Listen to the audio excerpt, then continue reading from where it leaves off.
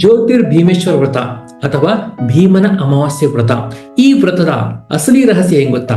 ಪ್ರತಿ ವರ್ಷ ಲಕ್ಷಾಂತರ ಹೆಣ್ಣು ಮಕ್ಕಳು ಅತ್ಯಂತ ಶ್ರದ್ಧಾ, ಭಕ್ತಿ ಮತ್ತು ಗೌರವಗಳಿಂದ ಆಚರಣೆ ಮಾಡುವಂತಹ ಒಂದು ಮಹಾವ್ರತ. ಯಾವತ್ತಾದ್ರೂ ಯೋಚನೆ ಮಾಡಿದಿರಾ ಈ ವ್ರತನ ಯಾಕೆ ಆಚರಣೆ ಮಾಡ್ತಾರೆ ಅಂತ?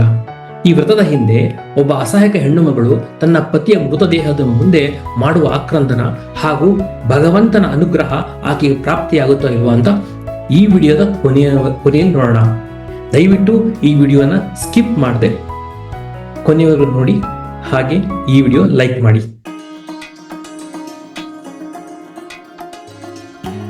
ಹಿಂದೆ ಸೌರಾಷ್ಟ್ರದಲ್ಲಿ ವಜ್ರಬಾಹು ಎಂಬ ರಾಜ ಇರ್ತಾನೆ. ಅವನಿಗೆ ವಿಜಯಶೇಖರ ಅಂತ ಮಗ ಇರ್ತಾನೆ. ಬಹಳ ರೂಪವಂತ, ಶಕ್ತಿವಂತ ಹಾಗೂ ಸದ್ಗುಣಶೀಲನಾಗಿರ್ತಾನೆ.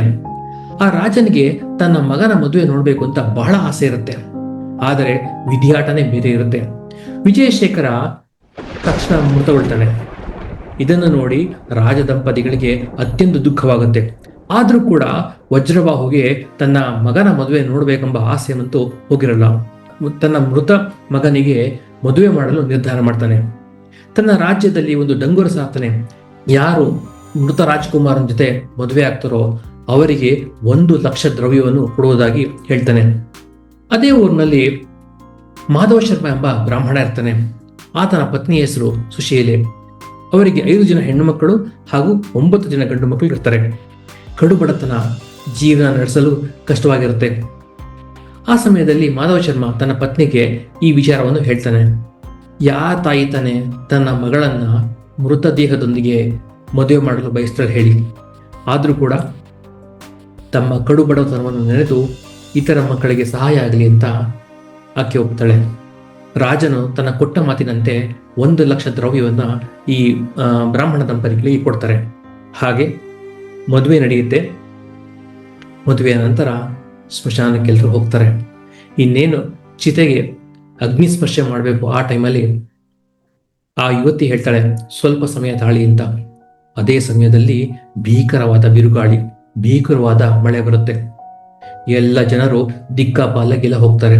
ರಾಜನು ಕೂಡ ತನ್ನ ಪರಿವಾರದೊಂದಿಗೆ ಅರಮನೆ ಸೇರ್ಕೊಳ್ತಾನೆ. ಸ್ಮಶಾನದಲ್ಲಿ ಆ ಯುವತಿ ಒಬ್ಬಳೇ ಆ ಮೃತ ಪಂಥಿಯೊಂದಿಗೆ ಇರ್ತಾಳೆ.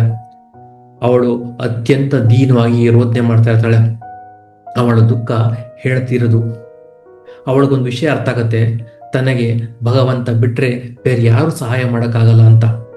ಅದೇ ಸಮಯದಲ್ಲಿ ಅವಳು ಭಗವಾನ್ ಮಹಾದೇವನನ್ನು ಅತ್ಯಂತ ಭಕ್ತಿಯಿಂದ ಅಳುತ್ತಾ ಹೀಗೆ ಹೇಳ್ತಾಳೆ, ಮಹಾದೇವ, ಅನಾಥ ರಕ್ಷಕ, ಆಪದ್ ಬಾಂಧವ, ಶರಣಾಗತ ವತ್ಸಲ, ಈ ಸೃಷ್ಟಿಯಲ್ಲಿ ನಿನ್ನ ಬಿಟ್ಟು ಬೇರೆ ಯಾರು ನನಗೆ ಸಹಾಯ ಮಾಡಕ್ಕೆ ಸಾಧ್ಯವಿಲ್ಲ.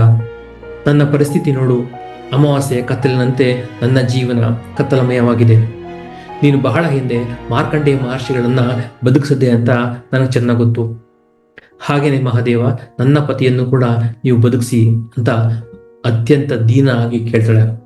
ಭಕ್ತವತ್ಸಲನಾದ ಪರಮಾತ್ಮನು ಆಕೆಯ ಕೂಗಿಗೆ ಸ್ಮಶಾನದಲ್ಲಿ ಅವಳ ಮುಂದೆ ಪಾರ್ವತಿ ಮಾತೆಯೊಂದಿಗೆ ಪ್ರತ್ಯಕ್ಷನಾಗ್ತಾನೆ. ಆಗ ಅವಳ ಸ್ಥಿತಿಯನ್ನು ಕಂಡು ಅತ್ಯಂತ ಕನಿಕರದಿಂದ ಹೀಗೆ ಹೇಳ್ತಾನೆ, ಮಗು, ನೀನು ಭೀಮನ ಅಮಾವಾಸ್ಯೆ ಎಂಬ ವ್ರತವನ್ನು ಈ ಕೂಡಲೇ ಮಾಡು. ಈ ವ್ರತದಿಂದ ನಿನ್ನ ಪತಿ ಬದುಕುತ್ತಾನೆ. ಹೀಗೆ ಹೇಳಿ ಭಗವಂತ ಅದೃಶ್ಯ ಆಗ್ತಾನೆ. ಶಿವನ ಈ ಮಾತನ್ನು ಕೇಳಿ ಆಕೆಗೆ ಮರಳುಗಾಡಿನಲ್ಲಿ ಓಯಸ್ಸು ಸಿಕ್ತಂಗಾಗುತ್ತೆ. ಆಕೆ ಬಹಳ ಸಂತೋಷದಿಂದ ಆ ಕೂಡಲೇ ಅವಳು ಆ ವ್ರತವನ್ನು ಅತ್ಯಂತ ಶ್ರದ್ಧಾ ಮತ್ತು ಭಕ್ತಿಯಿಂದ ಮಾಡ್ತಾಳೆ. ಆ ವ್ರತದ ಪ್ರಭಾವದಿಂದ ಆಕೆಯ ಪತಿ ಬದುಕುತ್ತಾನೆ. ಇದು ಸ್ಕಾಂದ ಪುರಾಣದಲ್ಲಿ ಉಲ್ಲೇಖಿಸಿರುವಂತಹ ಕಥೆ. ಆ ದಂಪತಿಗಳಿಬ್ಬರು ಅನೇಕ ವರ್ಷಗಳ ಕಾಲ ಸುಖದಿಂದ ಇದ್ದು ಅಂತ್ಯದಲ್ಲಿ ಶಿವ ಸಾಯುಜ್ಯವನ್ನು ಪಡೆಯುತ್ತಾರೆ ಎಂದು ಆ ಸ್ಕಂದ ಪುರಾಣ ಹೇಳುತ್ತೆ. ಸ್ನೇಹಿತರೆ, ಸ್ಕಂದ ಪುರಾಣದ ಪ್ರಕಾರ ಯಾವ ಹೆಣ್ಣು ಮಗಳು ಈ ವ್ರತವನ್ನು ಅತ್ಯಂತ ಶ್ರದ್ಧಾ ಮತ್ತು ಭಕ್ತಿಯಿಂದ ಮಾಡ್ತಾರೋ ಅವರಿಗೆ ಅತ್ಯುತ್ತಮ ಆರೋಗ್ಯ, ಐಶ್ವರ್ಯ, ನೆಮ್ಮದಿ, ಸಂತೋಷ ಹಾಗೂ ಸುಖ ಸಂಸಾರ ಸಿಗುತ್ತೆ ಅಂತ ಹೇಳುತ್ತೆ. ನೀವು ಕೂಡ ಈ ವ್ರತವನ್ನ ಮಾಡ್ತಾ ಇದ್ರೆ ದಯವಿಟ್ಟು ಶ್ರದ್ಧಾ ಮತ್ತು ಭಕ್ತಿಯಿಂದ ಭಗವಂತನನ್ನು ಪ್ರಾರ್ಥನೆ ಮಾಡಿ. ಹಾಗೆ ಸ್ನೇಹಿತರೆ, ನಾವೆಲ್ಲರೂ ಭಕ್ತಿಯಿಂದ ಹೇಳೋಣ, ಹರ್ ಹರ್ ಮಹಾದೇವ. ಹಾಗೆ ಕಮೆಂಟ್ ಬಾಕ್ಸ್ ಅಲ್ಲಿ ಓಂ ನಮಃ ಶಿವಾಯ ಅಂತ ಕಮೆಂಟ್ ಮಾಡೋಣ. ಇನ್ನಷ್ಟು ಇಂತಹ ರಹಸ್ಯ ಕಥೆಗಳಿಗೆ ಸನಾತನ ರಹಸ್ಯಗಳು ಚಾನಲ್ನ ಸಬ್ಸ್ಕ್ರೈಬ್ ಮಾಡಿ. ಜೈ ಶ್ರೀರಾಮ್.